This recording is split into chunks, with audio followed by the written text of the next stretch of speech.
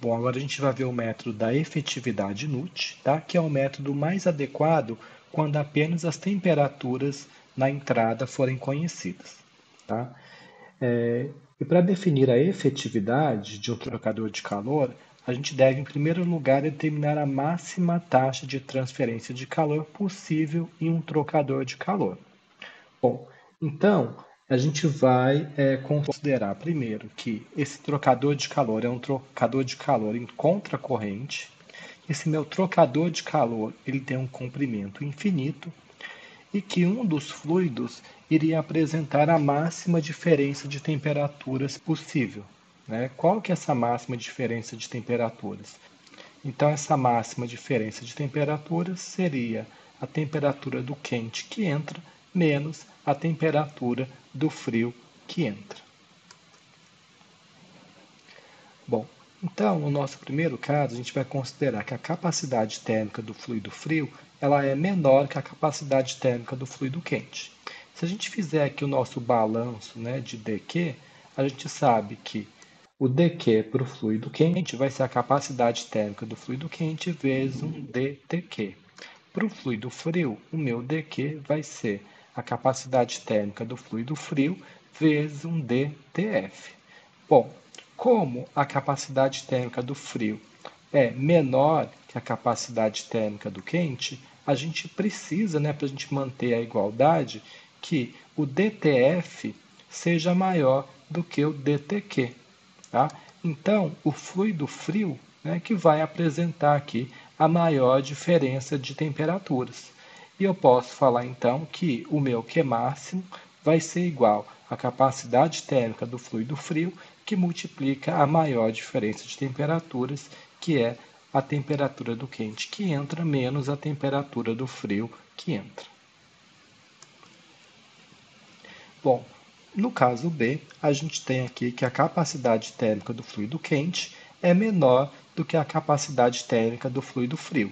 Né? Então, analisando aqui as nossas equações de dQ, a gente chega então que o meu dTq tem que ser maior do que o dTf.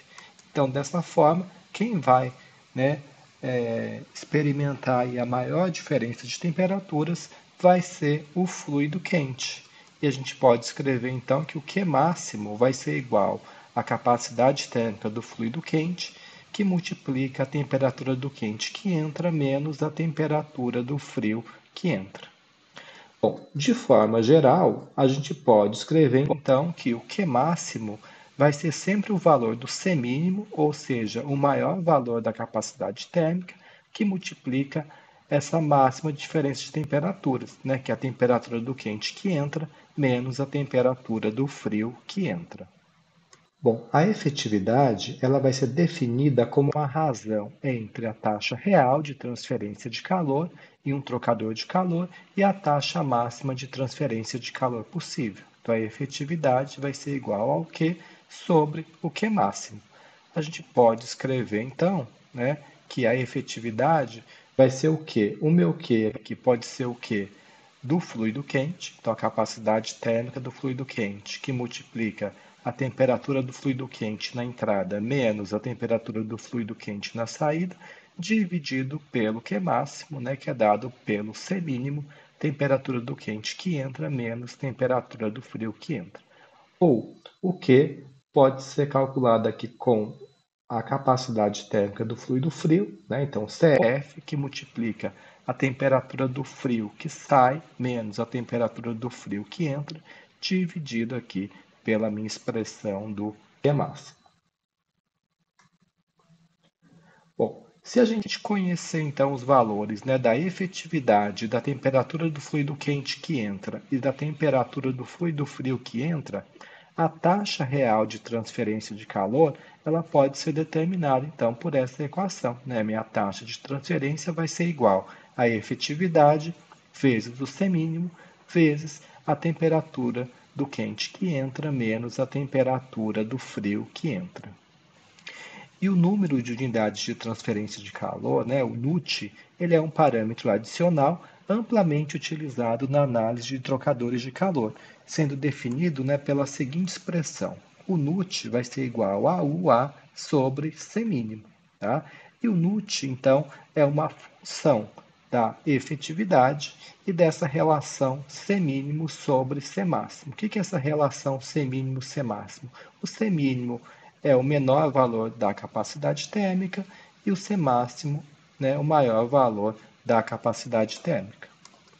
Bom, aqui a gente tem algumas relações, aí, algumas expressões, né, para efetividade, para diversos tipos aí de trocadores de calor, tá? Então, para trocadores de tubos concêntricos, né, paralelo e contracorrente, casca e tubo, né? Então, a gente tem essas relações aqui de efetividade. Nessas equações, a gente tem esses termos aqui, ó, CR, tá? O que seria esse CR? Esse CR é justamente essa relação, né, do C mínimo sobre o C máximo. Esse valor de CR ele vai ser igual a zero quando a gente tem aí caldeiras ou evaporadores, tá? Então, nesses casos, o comportamento do trocador de calor ele é independente da configuração do escoamento. E aqui a gente tem as relações de Newton, tá? Então, são aquelas mesmas equações, mas agora aqui a gente tem Newton em função aqui da efetividade e do CR. Eu também consigo calcular, né, o valor de Newton através aqui desses gráficos, né? Então eu tenho aqui a efetividade, aqui eu tenho nessas linhas, né, o C mínimo sobre C máximo, né, e vou poder encontrar aqui, né, o valor de Newton. Tá? Com o valor de Newton, eu consigo aqui encontrar, né, a área superficial aqui do nosso trocador de calor. Tá? Então, esse gráfico, né, é para um trocador de calor de tubos concêntricos, tá? E a gente pode ver aqui que é de escoamento, né, de um arranjo paralelo. Tá? Aqui a gente tem um gráfico para trocador de calor de tubos concêntricos também, mas aqui no arranjo contracorrente. E a gente tem aqui, né, outros gráficos, né, para casco e tubo, né, e também para trocadores de calor com escoamento cruzado.